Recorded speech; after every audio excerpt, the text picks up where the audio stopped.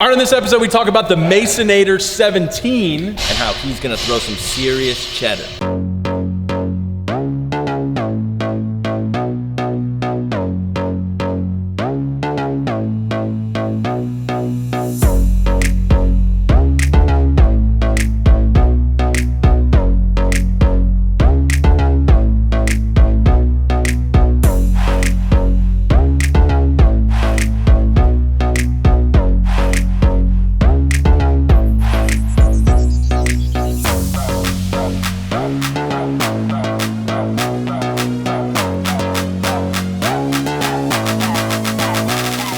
All right, Brent Porcio, Stephen Godani here at the @Top Velocity #Pitching Tips Show, where you go to Twitter, Facebook, Instagram, @Top Velocity #Pitching Tips. Ask your question, we answer on the show. If you haven't already, go to topvelocity.net. Check out we got 3X camps coming up. I only have a few spots left for the ones coming up. Learn about our 3X programs. Also going to be the ABCA convention in Nashville coming up pretty soon. So what's our question for today? Masonator 17 asks, I am 5'9", 180 pounds, I deadlift 405, I squat 335, I bench 245, I clean 205. I am a high school junior with pretty sound mechanics. How hard should I be throwing? I love your program and have been using all the free resource. I just don't have 500 for the full program right now. Hey, glad you love the program, man. So basically looking at you, 5'9", 180 pounds. You know, I do see a good back squat in there. Problem is I don't know, well actually that's your deadlift. I see your back squat's 335. That's decent. I don't know how deep you are there. I like to know if it's deep. Bench press 245. That's pretty good.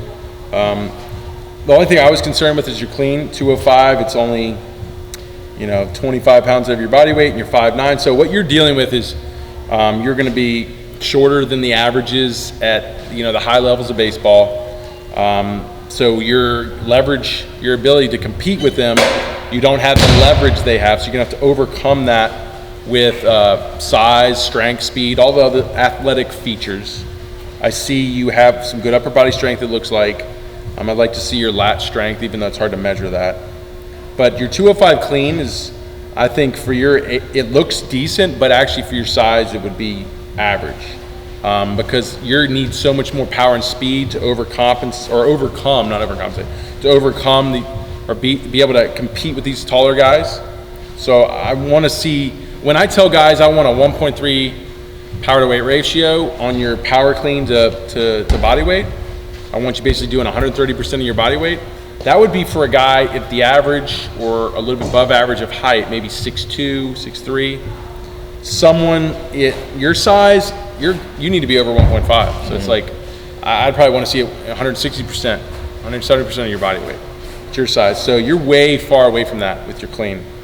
You also said you have pretty sound mechanics. I mean, how do you know you have pretty sound mechanics? I mean, I know a lot of guys say that. I'm not shooting you down, but all I'm saying is are you going off of feeling? Are you going off of just looking at your stuff to other stuff? Or are you going off some coach telling you had great mechanics?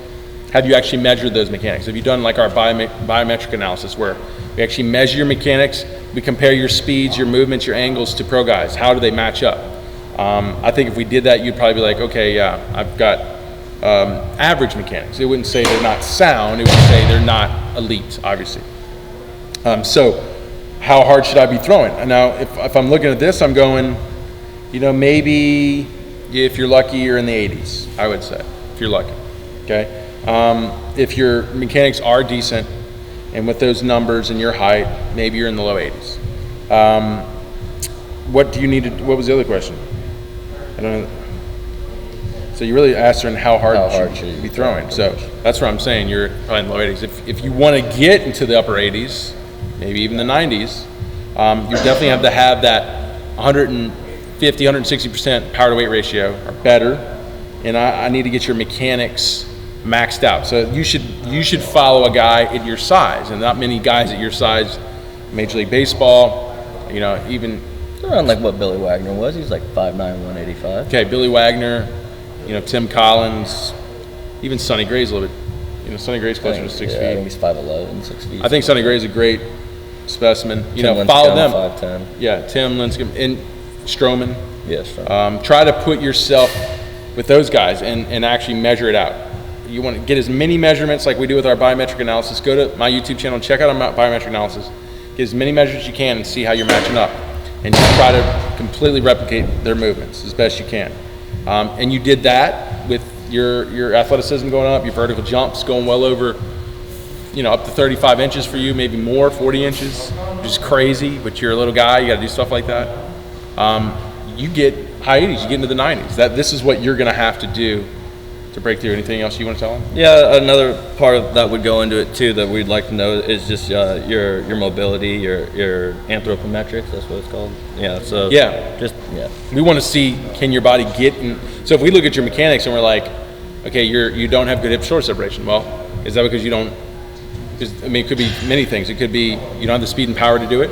You don't have the understanding of it, the motor control, and also important. Really typically where we find it a lot of times too is you don't have the trunk rotation or the internal rotation in the hips to do it. It's a mobility issue. So that's why coming down to the camps, 3X Velocity camps, we do all this with you. We do a full evaluation of all this, and we can tell you point blank, this is what you have to do to get to your goals. Yeah.